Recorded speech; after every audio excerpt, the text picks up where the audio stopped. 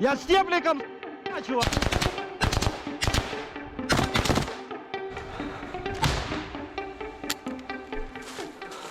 Did they come up to you here? Yes, I started to meet them, thinking I'd let them come closer. Then I hear, "Give me a grenade." Up close, he was just terrifying because he was completely covered in stuff. He had a frame on him, metal mesh, then a metal profile, garbage bags, bags literally stuffed with trash.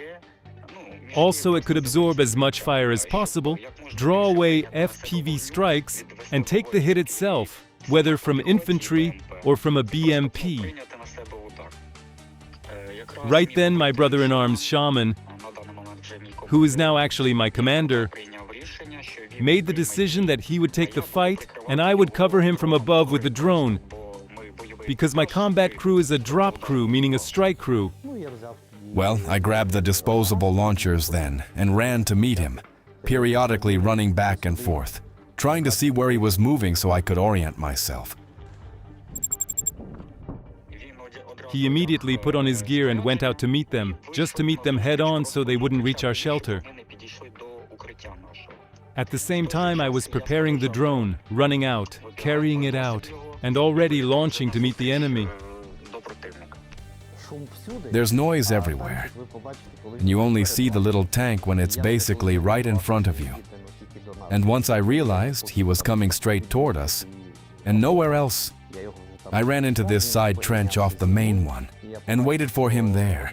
He pulled level with me, and I saw that one side of the metal armor had already been torn apart by FPV hits right near the turret ring.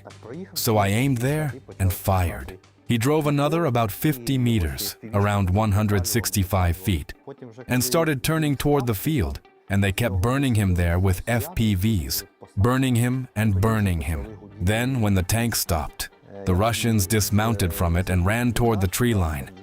And that's when the FPVs really started buzzing. I ran into the dugout, grabbed a box of grenades, brought out extra ammunition, and took up a defensive position. So you wanted to drop on them, try to drop a payload on them, but in a way that wouldn't hit Shaman with fragments too?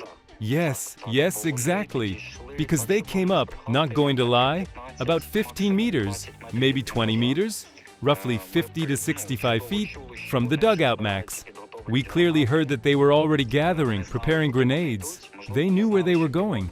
Maybe they didn't know there were pilots here, but they knew there was a shelter and that we were sitting there, that we were there. I wanted to catch them by surprise. I thought I'd let them get closer. When they came up, there were pretty thick bushes there. I heard one of them say, "Give me a grenade." They must have seen our trench. I thought, well, now they'll either start throwing them in, so it's time to open fire. I opened fire through the bushes, and one of them screamed.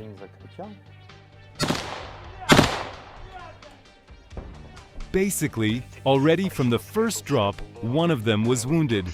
Shaman had immediately shot the first one in the arm and was shouting for them to surrender.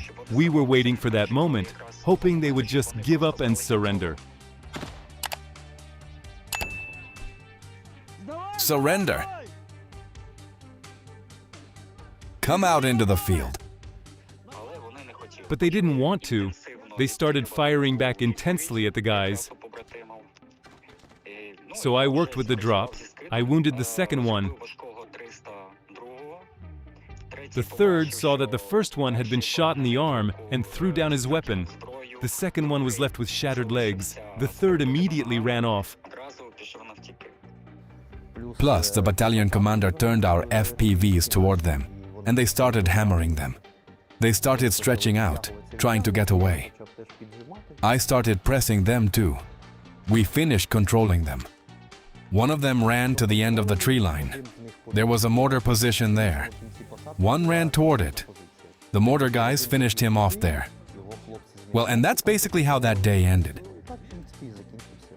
And they had come up to us with grenades and started trying to f us up. They came right up to you? Yes.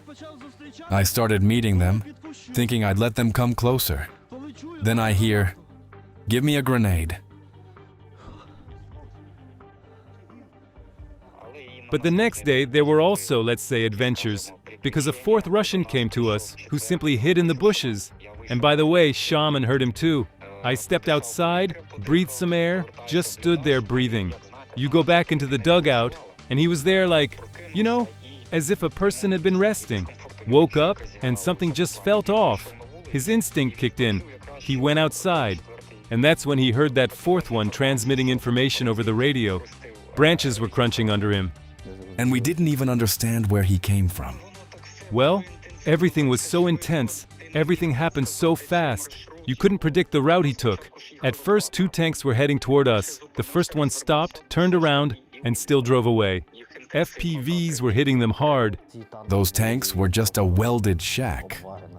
When it finally drove up toward us, it was like a 2-story house rolling forward, welded over with everything possible.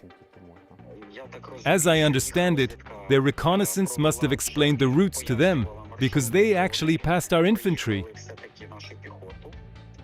And certain structures that are meant to take on armored vehicles in a fight, things like that.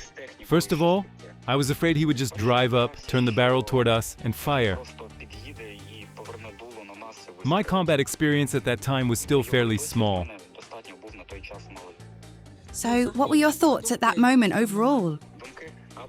Thoughts? Just that either he would arrive or he wouldn't make it because of the FPVs. I don't know. That specific tank that came to us was definitely hit by about 15 units. The scariest days in war are exactly those moments when there's silence. At that time there was quiet, no movement, no targets. And then in a single moment, an assault. Vehicles, a BMP, infantry, several tanks.